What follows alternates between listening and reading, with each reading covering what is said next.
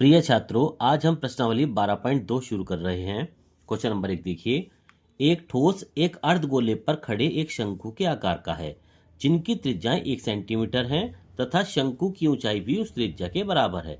देखिए, दो चीजें दे रखी हैं, एक तो दे रखा है अर्धगोला और एक दे रखा है हमारा शंकु, जिनकी हमें त्रिज्या दे रखी है 1 सेंटीमीटर। यहाँ देखिए, त्रिज्या दे रखी है हमारी, त्रिज्या को हम आर से लिखते हैं, ये दे रखी है हमारी 1 सेंटीमीटर। साथ में कहा गया है तथा शंकु की ऊंचाई उसकी त्रिज्या के बराबर है, यानी कि ऊंचाई जो है वो हमारी त्रिज्या के बराबर है, और त्रिज्या थी हमारी आर, तो ऊंचाई भी हमारी होगी 1 सेंटीमीटर, क्योंकि ये त्रिज्या के बराबर है। तो ऊंचाई भी 1 सेंटीमीटर और त्रिज्या भी हमारी 1 सेंटीमीटर। अब दोनों चीजें देखिए, एक शंक्वाकार भाग का आयतन निकालना पड़ेगा, दूसरा अर्धगोले का आयतन निकालना पड़ेगा। यहाँ लिखेंगे, इसलिए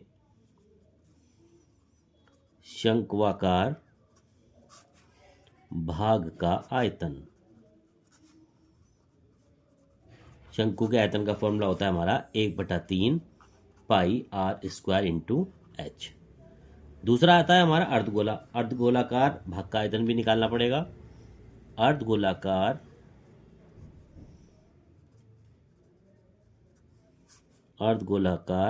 भाग का आयतन, अर्धगोले का आयतन का क्या फॉर्मूला होता है? अर्धगोले का आयतन का फॉर्मूला होता है 2/3 पाई आर क्यूब। एक बात यहाँ ध्यान रखिए, क्वेश्चन में कहा गया था इस ठोस का आयतन पाई के पदों में ज्ञात कीजिए, यानी कि इस प्रश्न में हमें पाई का मान नहीं रखना है। तो अब हमें इससे जो बना ठोस है उस ठोस का हमें आयतन निकालना पड़ेगा, इसलिए ठोस का आयतन निकालिए। ठोस का आयतन, इन दोनों को मिलाकर हमारा ठोस बन रहा है, तो इन दोनों को हमें जोड़ना पड़ेगा। क्या लिखेंगे? पहले शंक्वाकार भाग का आयतन, शंक्वाकार भाग का आयतन प्लस अर्धगोलाकार भाग का आयतन प्लस अर्धगोलाकार हमारा जो है इसका भाग का आयतन जो हमें दे रखा है, अर्धगोलाकार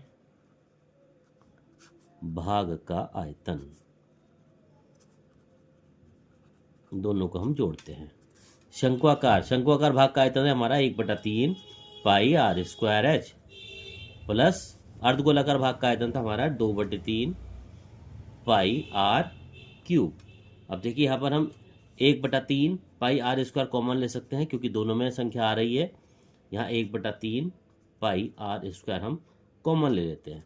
अंदर क्या बच जाता है? 1/3 से 1/3, पाई से पाई और आर स्क्वायर से आर स्क्वायर कट जाता है, तो अंदर केवल हमारा एच बच जाता है। प्लस 2/3 है, यहाँ पर 1/3 है, एक तो हमारा 2 बच जाता है, पाई से पाई काट दीजिए, आर क्यूब यहाँ पर है, आर स्क्वायर यहाँ पर है, तो एक हमारा आर बच जाता है। अब जो संख्या हमें पता है, त्रिज्या और आर और ऊंचाई, इनका हम यहाँ पर मान रखते हैं। केवल हमें पाई का मान नहीं रखना, क्योंकि इसका मान हमें पाई के पदों में निकालना है। तो 1/3 इंटू पाई जू का तो रखते हैं, इंटू आर का मान 1 दे रखा है, ब्रैकेट एच का मान भी 1 है, प्लस 2 इंटू आर का मान भी 1 है हमारा। तो ये जाती है 1/3 इंटू पाई, ब्रैकेट 1 प्लस 2 एकम 2। तो यहाँ क्या बच जाता है हमारा? तो ये बच जाता है हमारा 1/3 इंटू पाई इंटू 2 और 1 3। अब देखिए, इस 3 से 3 काट दीजिए, केवल हमारा पाई बच जाता है। तो पाई घन सेंटीमीटर इसका हमारा ठोस का आयतन आ जाता है। इस तरह से हमारा पहला प्रश्न यहाँ पर पूरा हो जाता है।